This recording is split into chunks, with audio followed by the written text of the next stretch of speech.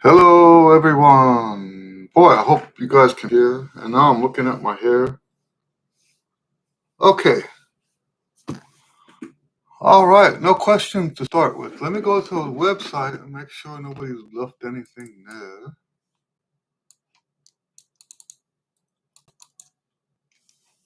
But I don't believe so. I usually get an email about it. So, there's Sean. Sean says, for your students that are learning jazz, do you care what music they transcribe? I've been working on a piece to catch a thief performed by Greg Adams. Just because I like it doesn't matter. Um, it depends on what you're trying to what you want to do. If you're trying to win a contest or something, yeah, it matters. If you let's say hypothetically, right? Because they have for the school age kids and I think up to college at ITG, they have a jazz competition. And the guys that win that are some of the best trumpet players in the country, right? Um, if you want to win a contest like that, you better get deep, deep into the culture of the guys that are judging. If you're doing this for your pleasure, see, this is something that I think a lot of people don't understand. I'm not trying to fashion people into playing like me. I want you to find what in outside of the trumpet world, they call it finding your voice. And um, I think that's applicable to what we're talking about, right? So, so you say I do it to learn jazz, right? Um, the concept that jazz is a certain thing, and you have to do all this stuff to get there. That's not what I teach. This is not like classical music.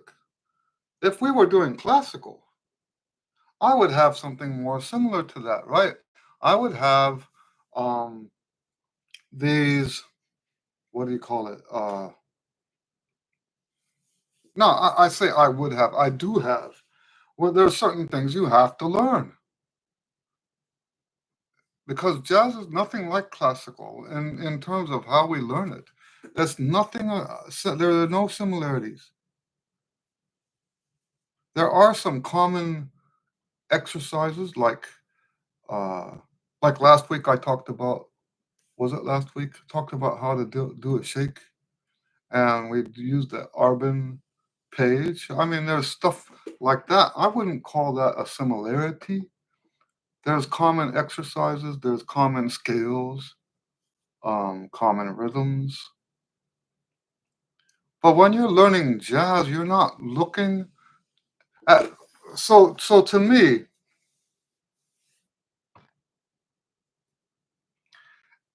when you try to imitate what other people do, when that's your objective, when you want to play like Clifford Brown, when you want to play like Freddie Hubbard,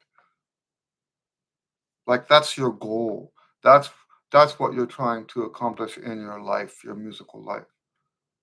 Um, when that happens, that's not the the the the spirit of jazz. Jazz is a form of self-expression.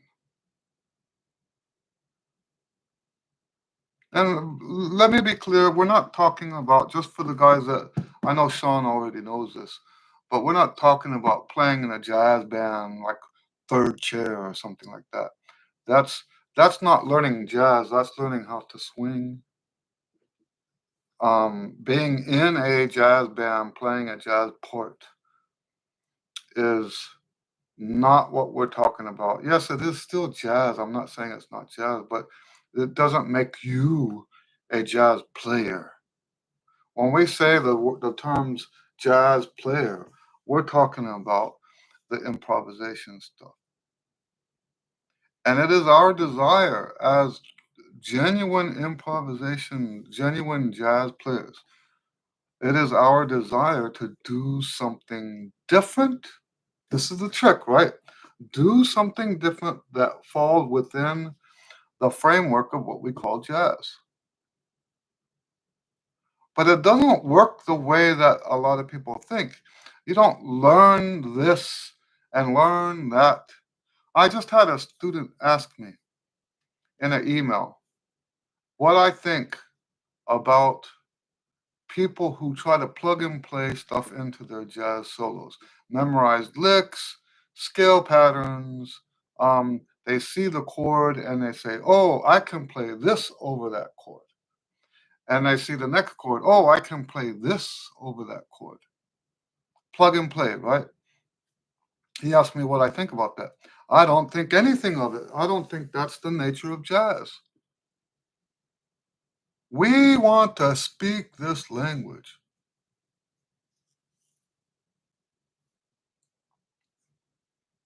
So, so to answer your question, you should transcribe the people that you like.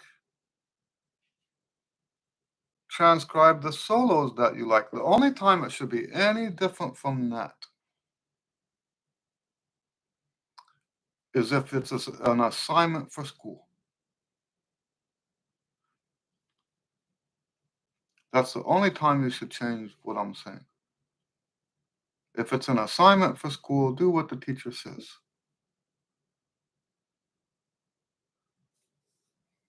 And I feel the same way about all of the assignments, not just transcriptions.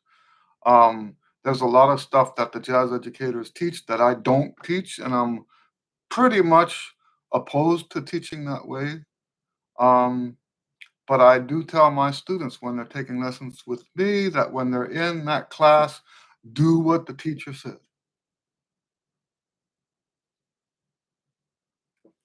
I'm a firm believer of that. Sorry. my my shirt. Sorry about that. Anyway. Hello, Karen. Karen says, "Hi, Eddie. I am going to play with a group in church on Sunday. Woohoo! I'm glad. We will play 6 pieces, including the prelude, hymns, and special music. I'm so glad to hear that. I've been so hopeful for you to find um, something like that. We talked about you having, friends to play with and stuff like that. This is for me. What you're saying here is answered prayer. I know you already play with the band, but this is something I've been wanting for you." She says, "I'm concerned about needing breaks, as I think I'm expected to play all the verses.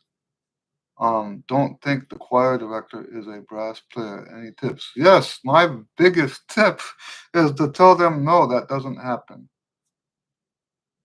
You don't have to play every chorus, every verse. That's just not a thing. Hello, Jeffrey. Nice to see you. Um, Let me put it this way. There's a reason why all the composers use, talking about classical composers, even the jazz stuff for that matter, it's just not as exaggerated as it is with the classical stuff. There's a reason why the classical composers use trumpet sparingly. Now, it's to different degrees, right? I mean, like if you listen to a Copland, and sure, there's a lot more. You listen to Host Planets, sure, there's a lot more. So some, but there's never a composition where the brass are playing the whole way through. So yeah, that's what I would say. And if they don't want you to take breaks between the verses, then maybe leave 4 bars out at a time. You guys have seen me do this um, on my second parts on the hymns. I leave stuff out sometimes. Sometimes I play in octaves. But yes, I would resist that if the director is trying to get you to do that. I would have a conversation with the director, a polite conversation, obviously. Have a polite conversation. Tell them the brass players can't play like that. Any other questions?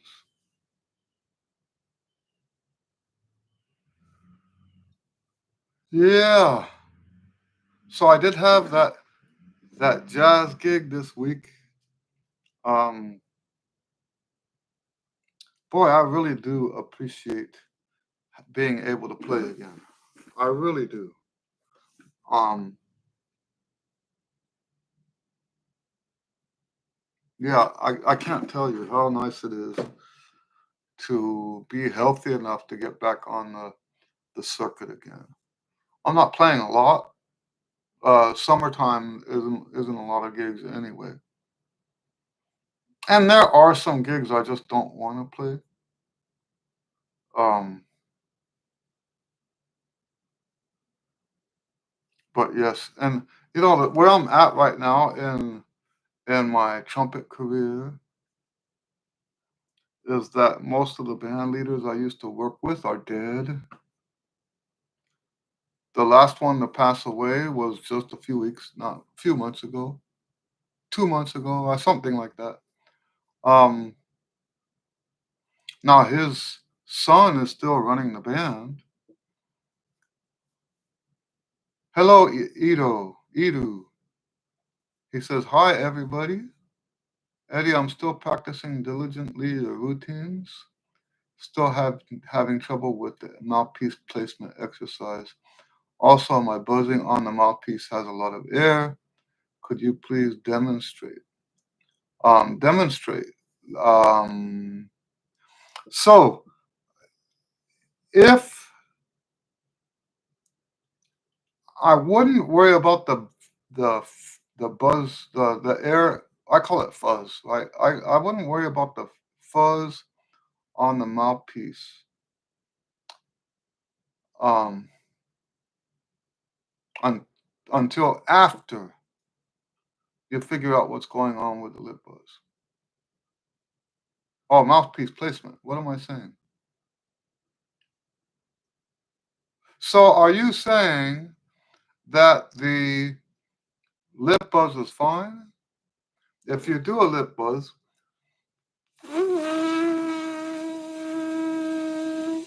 does it sound like that, or does it sound like? Do you see the difference? So he says lip buzzing is fine. Okay, so then most likely your mouthpiece is the wrong size. What size mouthpiece are you playing on?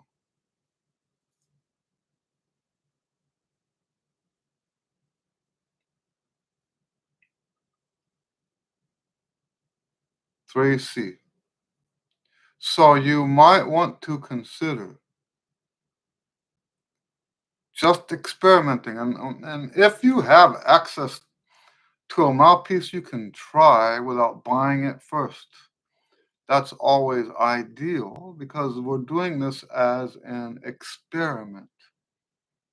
For example, a lot of um, a lot of music stores will let you try mouthpieces.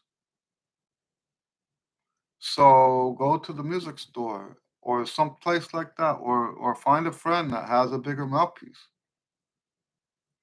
and see if the mouthpiece placement doesn't work better on a bigger mouthpiece. 3C is not tiny, um, but if you go with a 1 or a 1C, if I'm right and the mouthpiece is the wrong size, trying a 1C will on just talking about the mouthpiece placement, just trying a 1C would tell you whether or not that's what the problem is. If you live in Houston or in the area, you can come to the house and I can try to fit you on a mouthpiece. That's part of what I do. I've got a mouthpiece kit, and that's why I bought it, was so I could fit my students. Um, and that way you could find out what your real size is. But that's what it sounds like to me. Now, you want me to demonstrate it? I have a video where I demonstrated already, but let's take a look.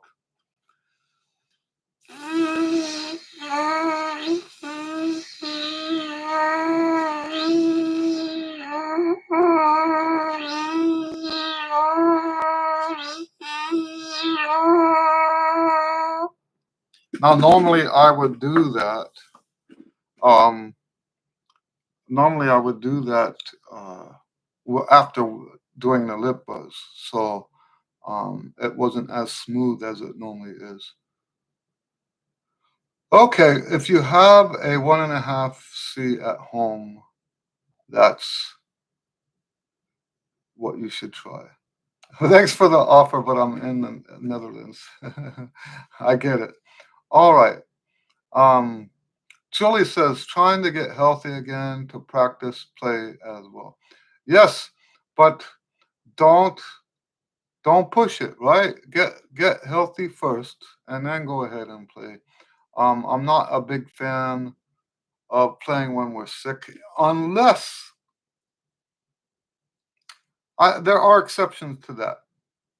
But like if you've got the flu or something like that, then no, I don't believe in practicing.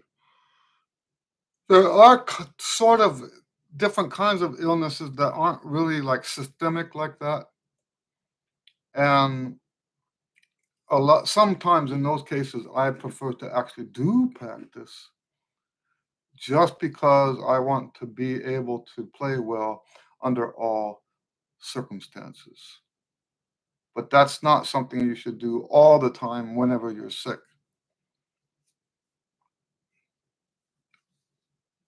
Karen says, thanks. I'll try to plan some breaks and take some stuff down.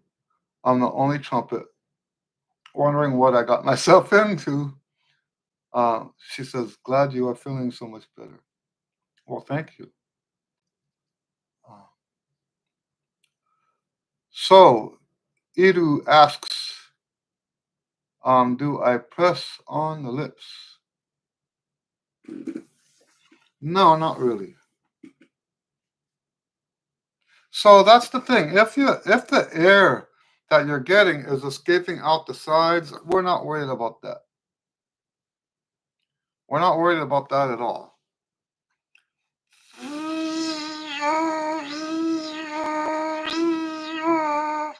By the way, Edu, I'm just asking, did you change your name from Cardo? Are you one and the same with Cardo? Because I see Edu is, oh, okay. So Edu is short for Eduardo. All right. I'm glad we straightened that out. All right. Okay. So, yeah. So no, I don't push, and sometimes I don't seal the gap, right?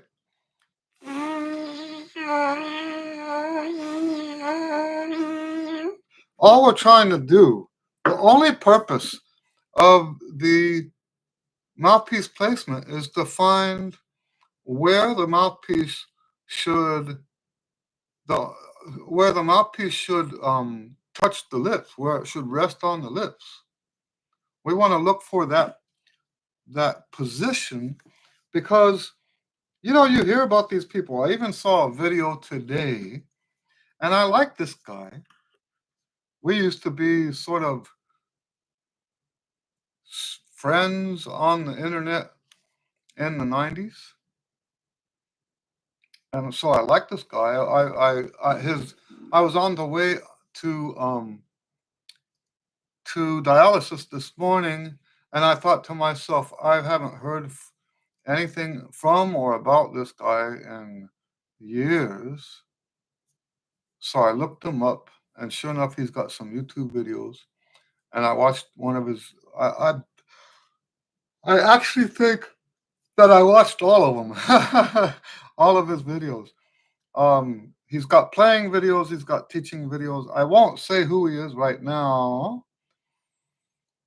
because I'm talking about something I disagree with, right? They talk about him, and a lot of people talk about making an M, and he made an M that looks like an M I would have never made, right? So I'm not in favor of that. Do an M. My M would look very, very different from your M. And one of the things this is not the only reason why it's different, but one of the reasons why it's different is because of the different culture. Can we expect someone who speaks a different language to say M the same way? I happen to know because of all my years trying to speak Spanish. And I always sounded like a German speaking Spanish. And along with that, I always had difficulty rolling my R's. And then I had a revelation. To speak the way I speak normally, English is actually very Teutonic. With the oral cavity is way, way open. To get that sound that you guys know that I've been around Spanish speakers a lot. Between the salsa, the Tejano, um, and then my first gig in town was with a Mexican band.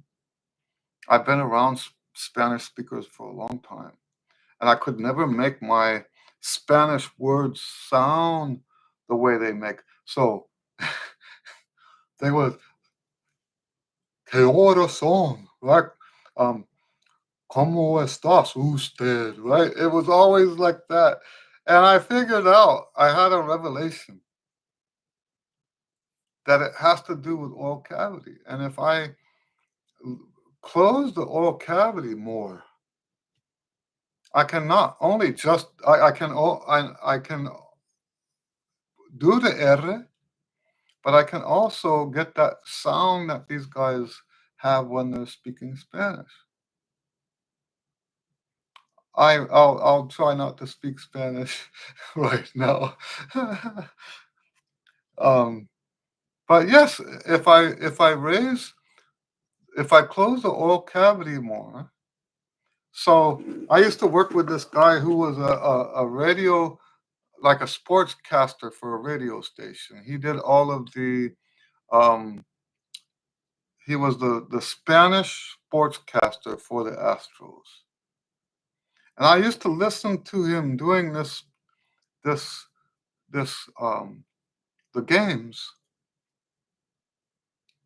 And that sound that they have, I thought that there was no way for me to emulate it.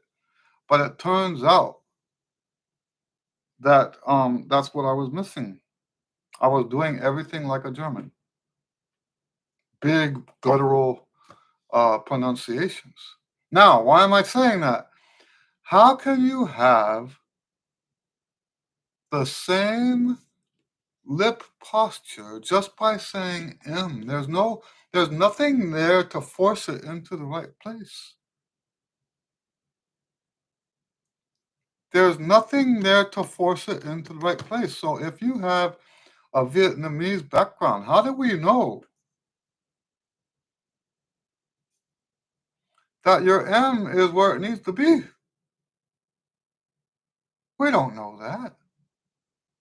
If you have, and for that matter, if you have a German background, how do you know your M is going to be in the right spot, the right posture? You don't know that. So that's why we do lip buzz. I saw also a video today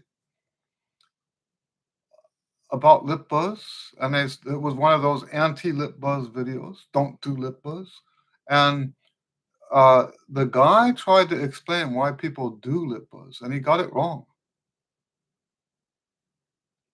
There's only one reason to do lip buzz, and that reason is you get benefits from it. If it doesn't benefit you, stop doing it. And these guys that are anti-buzz, if what they said was true, then the people who buzz would suck. Right? And there's way too many hundreds, if not thousands, of trumpet players out there that don't suck. And they do lip buzz every day that they practice. There's thousands. I think thousands, I would think. At least hundreds, right? Approaching thousands, at least, right? So, yeah, if it's so the first reason why we do it is because of the benefit. The way the benefit happens is because it shows us where that perfect position is for the lips. M is too vague. Say an M. M, M, M. And you know what I did? I remember when I did that online, and people said, Eddie, you're being ridiculous. Why did they say you're being ridiculous? This is before I figured out the thing about different uh, language speakers, right? They said, Eddie, you're being ridiculous. Nobody would ever say M like that. Really? The reason they think that is because they can't believe it's possible. They live in this little world that can't believe that it's possible that there are people different from them. And I'll tell you what, that's bad teaching. I'm not judging any person, but that behavior, that attitude is bad teaching. We are all different, not all the same. When it comes to trumpet playing, I don't speak outside of the trumpet. When it comes to trumpet playing, we are all completely unique. There are far, far, far exponentially more differences from one player to the next than there are similarities. That's how different we are. I've actually got a video about how different we are. I think it's called that, How Different We Are, or How Different We Really Are. I think that's the name of the video. Okay. So yes, the M thing is vague and impractical. When you do a lip buzz, you can't do a lip buzz like this. You can't do a lip buzz like this. It doesn't work. The lip buzz shows you the precise posture that your embouchure should have. So when I'm talking about it in the context of the routine, I tell people that your lip buzz embouchure is there to serve as a model for what you do on the horn. So when we put the mouthpiece on the lip buzz, we want it to uh, be comfortable. That's really what we're looking for. I'm not worried about the sound. I'm not worried about um, any of that other stuff. When we do the mouthpiece placement, we want it to go to that comfortable spot where it feels the most natural to us. That can be off to the side, like mine. You guys know I play off to the side. It could be straight center. It could be a little high. It could be a little low. You know, I do help students fix the whole playing in the red thing. But there are so many famous trumpet players that do play in the red. I'd say so many. I mean, there's at least half a dozen. So, there's a. I'm not going to say names because, um, but I heard a student last year, great jazz player, and had range and all that stuff. Everything going well for him, and he plays way deep in the red, way deep.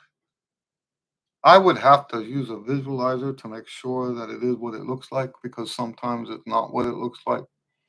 Um, but this guy is a great high school trumpet player. Now, there is a chance when he gets older that he'll have to do something about that.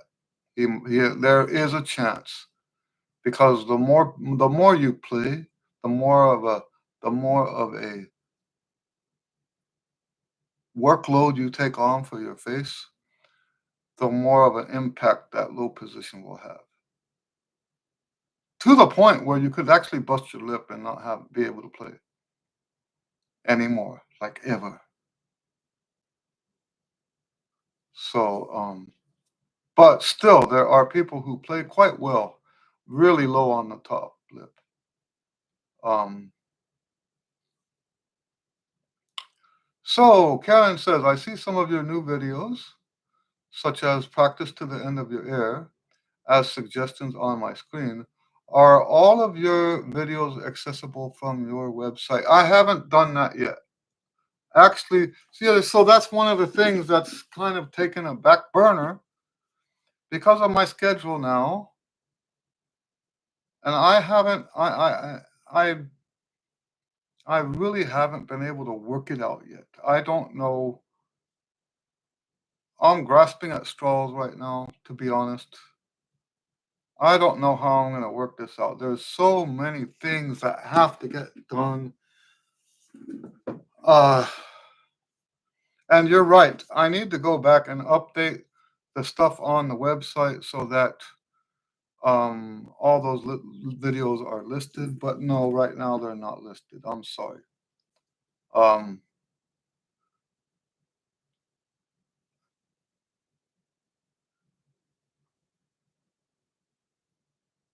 Edward says, I'm trying much better with the 1.5 size. Now, I remember a while back ago you asked me about playing on the bigger mouthpiece because you were playing a gig, a trio gig, if I remember right. And I think you said it was on a balcony outside, and you were having trouble with endurance on that mouthpiece. Am I remembering that correctly, or am I getting you confused with someone else? Um, but my stance on the mouthpiece thing is that you can always build endurance to fit your situation. So if the 1.5 does cause issues with endurance, then um, you want to push that and try to gain that endurance on that mouthpiece so that you have all the best of two worlds. Really, is what it comes down to. Hello, Kevin. Kevin says, Mr. Lewis, if our lip buzz is getting better and we are hitting the notes, even if our control isn't so great, how do we know if we were doing them correctly? I was not for several months and then was messing around trying things and found a way that works. but maybe it's not correct. I'm going to tell you there's only one incorrect lip buzz, okay? And that's when the top lip overlaps the bottom lip. If you do that, I would strongly recommend pulling it out, and I would much rather, I think I just proved myself wrong. I think I just proved myself wrong. I just demonstrated one bad way to buzz that actually sounds like a real buzz. Okay, we don't want that. I would much rather have an inferior buzz with the lips coming like this than the lips coming like that. Turn my hands. Okay, we don't want overlap. You can see when I do that you can see both lips clearly.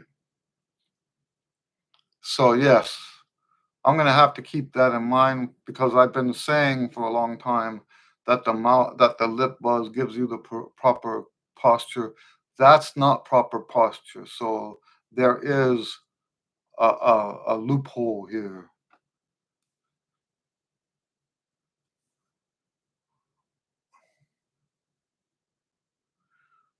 So if Kevin, if that's not what you're doing, if you're not overlapping the lips, then I wouldn't worry about if it's right or wrong. Okay?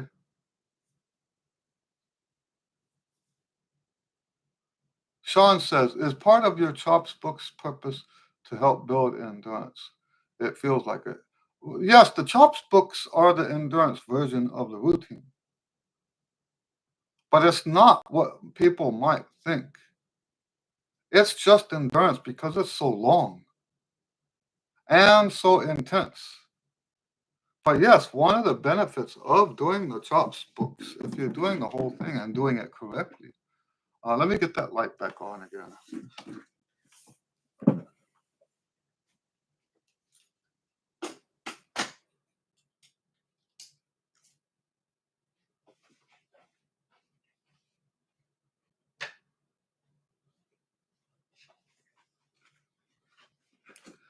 Those books are so long and so intense that, yes, of course. Now, there's also this other way that it benefits endurance as well.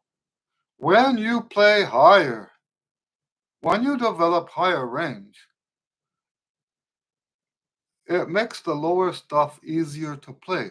Now, don't get me wrong. This is not like the whole being able to lift higher weights. That's not what I'm talking about. I'm talking about that thing, that curve that I've told you guys about before. Um, that curve is based on control. Well, the same curve applies to your endurance. If you have a better sound, if you have more control, and remember, we're talking about subconscious control, not conscious control. If you have a better sound, you're going to need less strength. So when you do play higher and get that going to where it's more natural, then the stuff down and the middle register is going to be easier to play because now we have more control. That's the same control that gives us a better sound. The control that gives us a better sound, I'm sounding like a broken record.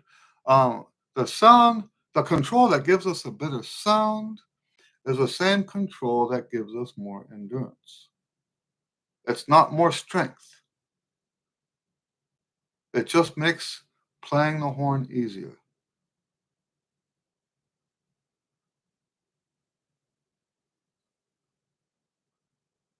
Hello, Kyle. Kyle says P. I don't know what that means. To you. I don't know what that is. Sorry. Sean says, would you, if you have time, mind talking about how to get gigs when we are ready? If your students want to do that, I strongly recommend that you create your own gigs, especially in this modern music economy. Why am I saying that? I'm saying that because every year, more and more trumpet players are on the market. Every year, more and more. I think I mentioned it here before. Atlanta Symphony just had an audition, and as it is with all the major symphonies, the best trumpet players in the world were there, or in the country or whatever. And at the end of the audition, they said, "Oh, we're sorry, we're not taking. Nobody is qualified for this gig. None of these applicants are qualified. Thank you very much." Why can they do that? Because hundreds, if not thousands, of trumpet players want that gig. It's supply and demand. They all want that gig. It's a paid gig. How do you get the paid gig? Well, you got to be one of the thousands that's good enough to get the gig. And then even if you are good enough, they're so spoiled and stuck up because of this supply and demand thing. Think about it. They have something that everybody wants.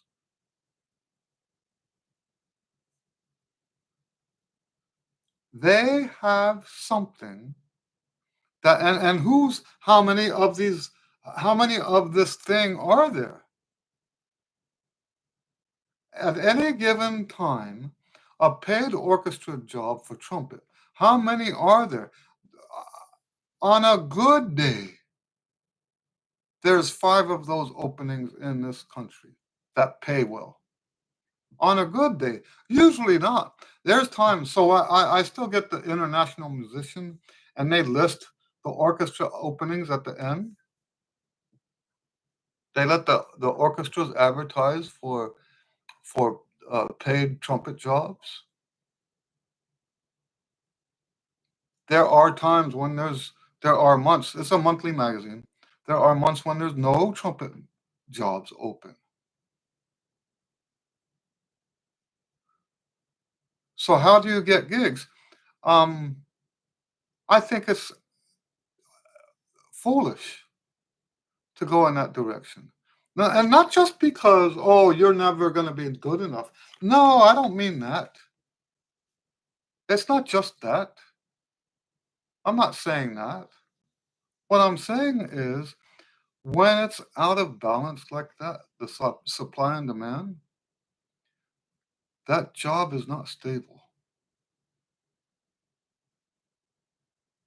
And the more the supply and demand gets lopsided the way it is, the less secure those jobs become.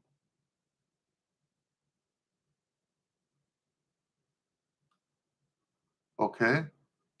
So if you want, this is one of the reasons why I teach jazz the way I teach jazz. Because playing like anybody else is not what gets you the gig. Playing like yourself, having your own personality is what gets you the gig. So, how do you get a gig?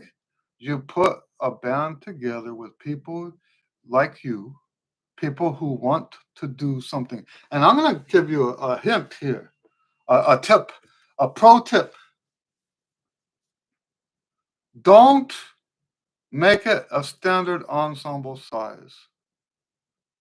Don't make it like don't think that you have to have piano, bass, drums, and you and maybe a sax. Don't think that way. Put whatever group of people together that can come together. Don't try to force the square peg into the round hole. I've been using as an example because he's coming to Houston. Maybe he's already been here and left. There's a guy called the Kiffness. Have you guys heard of the Kiffness? I'm gonna pull it up.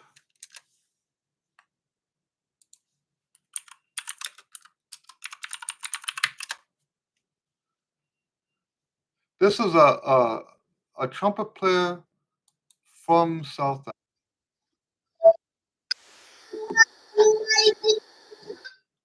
and he takes other people's videos. Now he's not just a trumpet player; he plays other instruments too. But he takes other people's videos, not non-music videos, right? Um, and he makes music out of them, right? Um, I'm gonna put a link to his channel.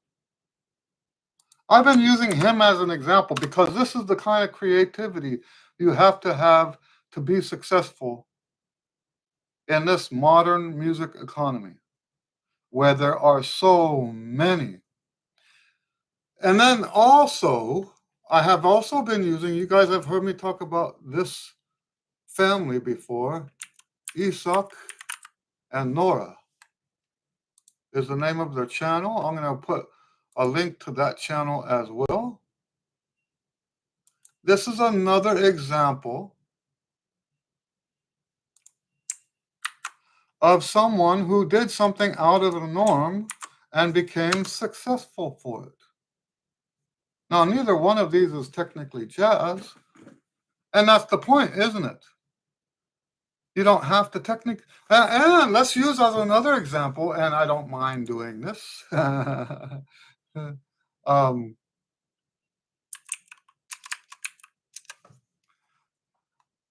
let's use as another example my own videos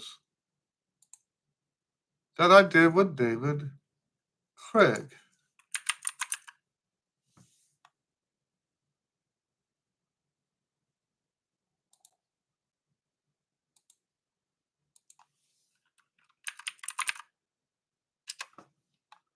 So I'm going to put this playlist.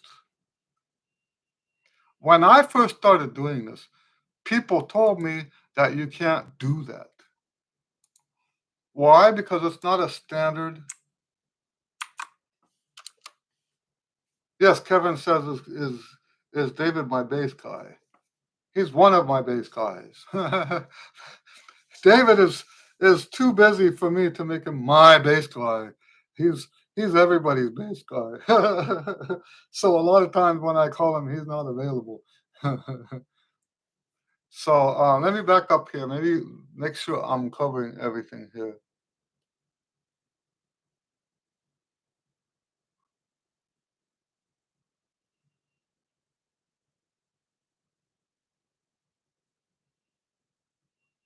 So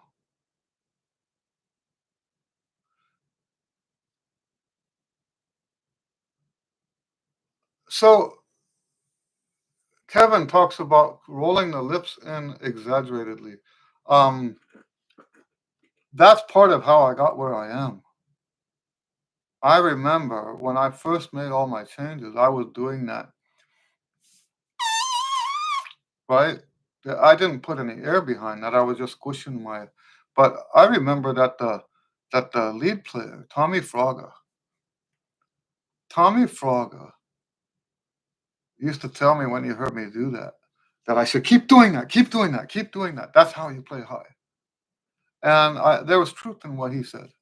That's not how you play high, but the curling in of the lips to get the frequency to go higher is a thing.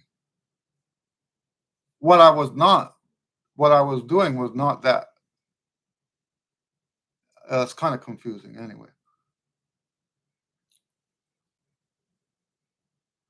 Karen says, I know you've said before, but what level is your book, The Calling? It's actually pretty advanced.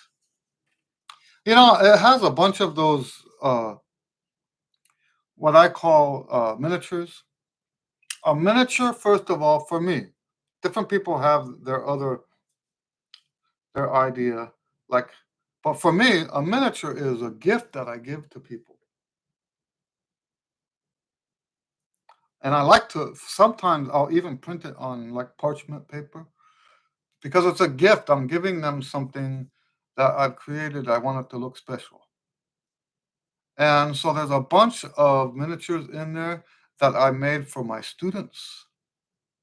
But the way I approached it, I was writing difficult pieces that I thought fit their personalities. It wasn't stuff for them to play as much as it was stuff for them because I was teaching beginners and stuff like that. And I don't think that would have been very exciting as a gift to give them something along the lines of Twinkle, Twinkle, Little Star, right? So I decided to write pieces that would um, explore their personalities as I see them. So that's what those are. Um, they're my representation or my expression of what those personalities of those students seem like to me. So yes, it's I would put it in the advanced category for almost the whole book. So Kevin says I watch all of his new videos. His music is unique and amazingly talented. Yeah, I think I like that. I like what he's doing. I got to hear him live. I think I told you guys this before. When I was doing the jazz festival in Grahamstown, South Africa, he was one of the featured artists.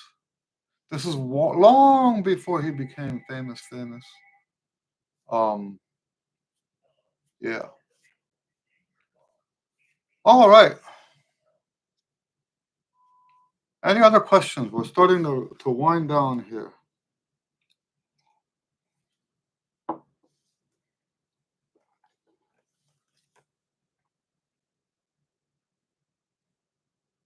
Any other questions? You guys always have great questions.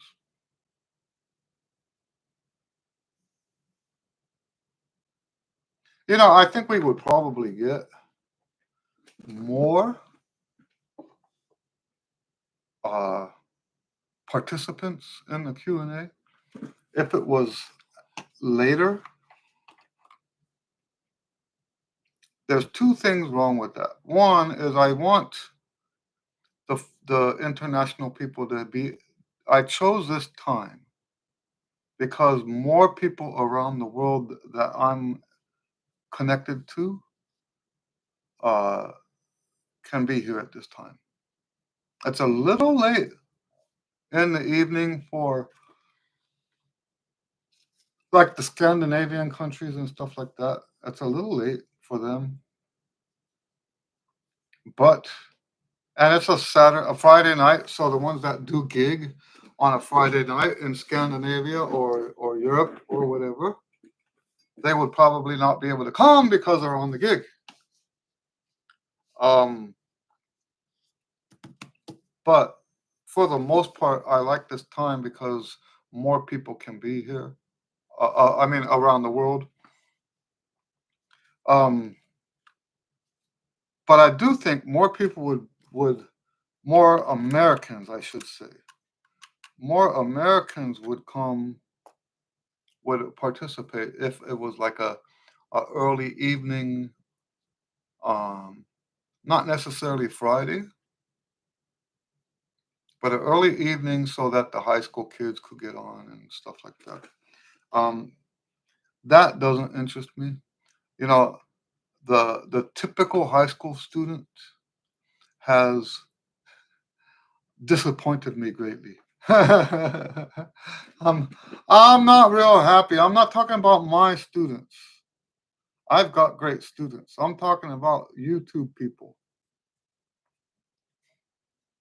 There's like an attitude on YouTube amongst the high school students, and I get a lot of it. Now, this year isn't so bad. Don't get me wrong. This year isn't so bad. I I haven't encountered nearly as much of the attitude that I have in previous years. So I have to at least be I have to at least say that much. And of course, the high school thing is constantly upgrading, right? Uh, they're always getting rid of last year and getting new ones this year. So once that's by the way, one of the reasons I didn't want to teach high school.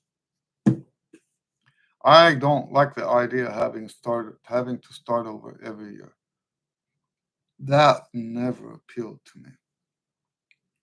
If I'm gonna build something, I want to build it and keep building it. And so no, that never appealed to me. Any other questions?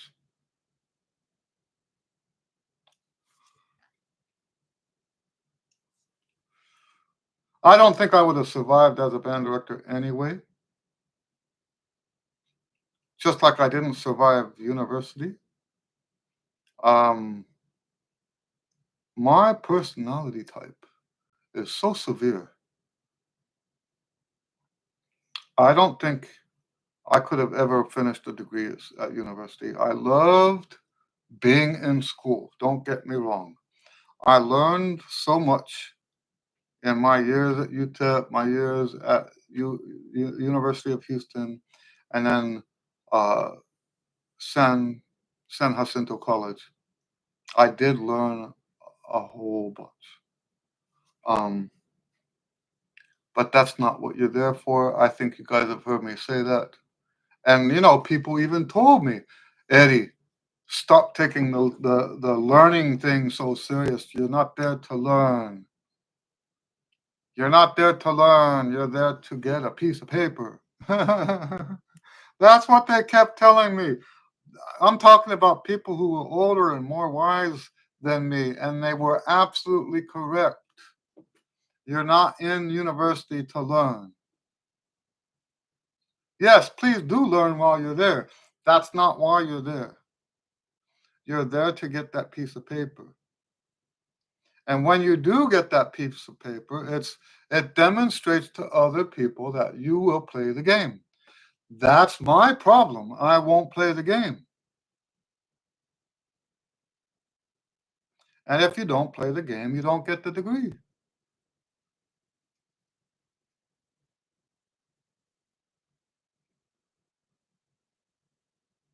So Edward says, Eddie, if I say, let's say I opt for the 1.5C, would it be ready for a gig next weekend? I can't tell you that. I'm sorry. I don't. I wouldn't be able to say that.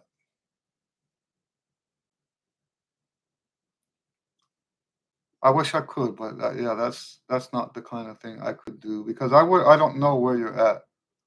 Karen says true because there are many other ways to learn. There you go. I think about the money I invested in school, and I could have just taken lessons and had money left over. Now that's not as true with UTEP because I had a scholarship. Um, I still had to pay.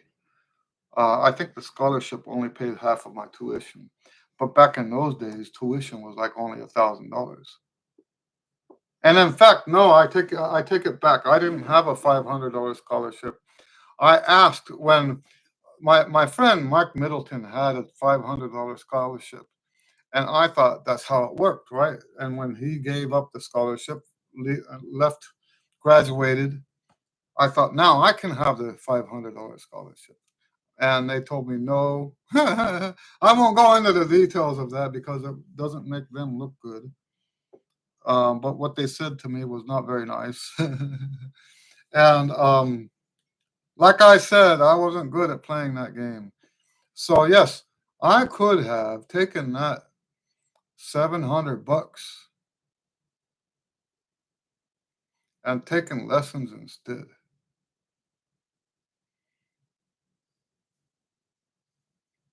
$700 a semester, right? what kind of lessons could I have taken with that second $700 back in those days? On today's economy, 700 isn't anything, right? Um, but back then, trumpet lessons, like if you took lessons outside of the university, lessons weren't that expensive at all. But then nothing was, right? And yes, there's other ways to learn. You don't have to even have a teacher. Now, there are times when having a teacher is appropriate, but it's not mandatory. You don't have to have a teacher. Um, if you're willing to experiment, trying this, trying that. Now, the problem with experimenting yourself is that you're trying to reinvent the wheel. And so it can make things a lot faster and a lot easier if you just signed up for lessons. But let me tell you this too. The older I get, the more I understand that, and I'm not just saying this because I think I'm the opposite. I'm not just saying that. I do think I'm the opposite. Um, but there are some bad teachers out there. I won't say who because I'm not like that, right? But I've had students that their previous teachers screwed them up royally. Sometimes mentally, right? Telling them how what a loser they are and stuff like that. Sometimes it's pedagogically.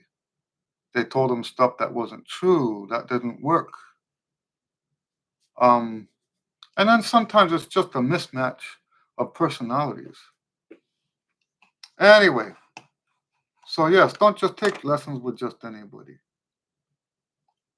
Um, make sure it's a good teacher and make sure it's someone that you can get along with. Anyway, very good. Thank you guys. Um, I hope you have a great weekend. God bless you, and we'll see you next time.